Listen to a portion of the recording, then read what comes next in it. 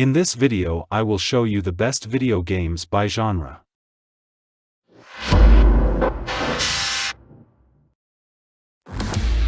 Doom is a game that needs no introduction, but I shall give one regardless. A classic without peer, the father of an entire genre and one of the most influential games of all time. What Mario did for jumping, Doom did for murder simulation. A household name that caused a stir on release, whose tendrils reached out across time to ensnare the minds of millions.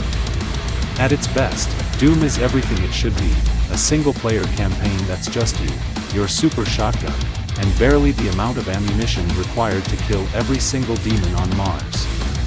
It feels like a Doom game as you desperately try to find health pickups to keep you going, an ever-growing menagerie of demons snapping at your heels. It's exhausting and exciting and a little bit dumb, and when you're into it you're all the way in.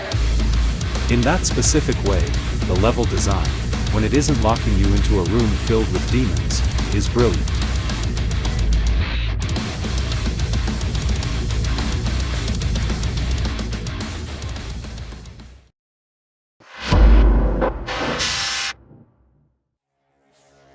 When students from DG Pen showed off their project Narbacular drop to a room full of Valve personnel, they probably didn't expect that they would not only be hired, but given a budget to expand that idea into something as special as we see with Portal. It's quirky, clever, polished, and presented with a spark of a subtly evil humor that it's hard not to enjoy the quick romp through Aperture Laboratories. Portal uses a concept that's a bit hard to wrap your head around without actually seeing it in action. The only weapon you're given is a portal gun that can shoot a portal entrance with the right mouse button and a portal exit with the left mouse button. Once both portals have been placed, you can walk through the entrance and find yourself at the exit. The game has two parts, but the second one is believed to be a masterpiece. Its world is bigger, the story thicker, and the character development more surprising.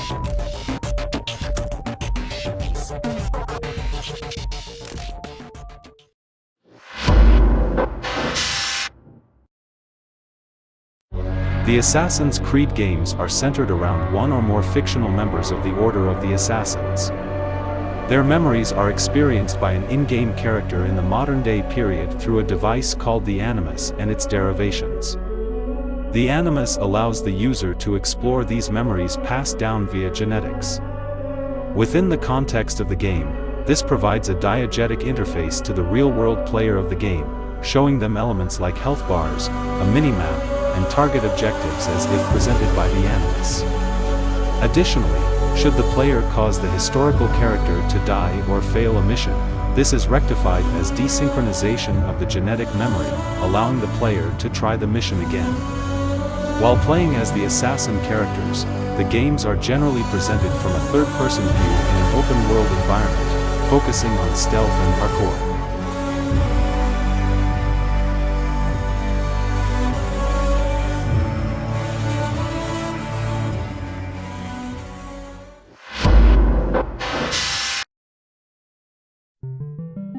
Final Fantasy VI is a cornerstone and turning point of the series, not only due to its narrative but also the gameplay.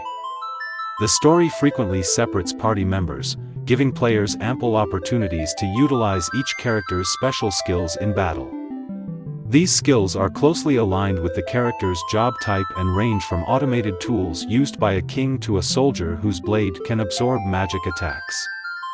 The active time battle system, introduced in Final Fantasy IV, has been refined, allowing players to dictate the speed and intensity of battle.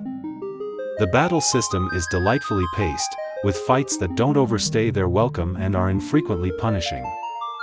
Final Fantasy VI marked yet another leap forward for the franchise in terms of storytelling. This grander, more operatic narrative features a large ensemble cast, each fully realized characters and each with their own complete arcs and storylines. Final Fantasy VI is a masterpiece, and one of the franchise's very best installments.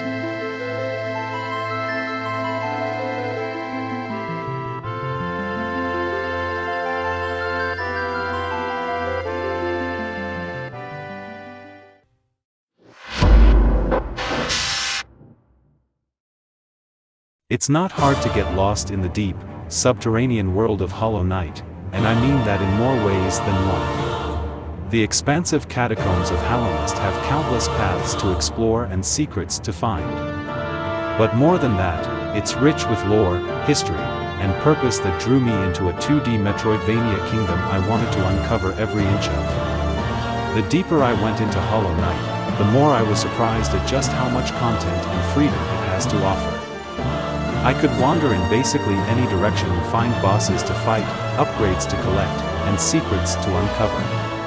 But what's truly captivating about the exploring this long-dead kingdom is its atmosphere. Art, music, color tone, sound, and a million other little details combine to give each area of the map a distinct sense of place, and those areas jigsaw together in a way that feels intentional and alive. Hollow Knight's larger story is told in a subtle way, but its lore is so deep that I feel like I could write a book on it.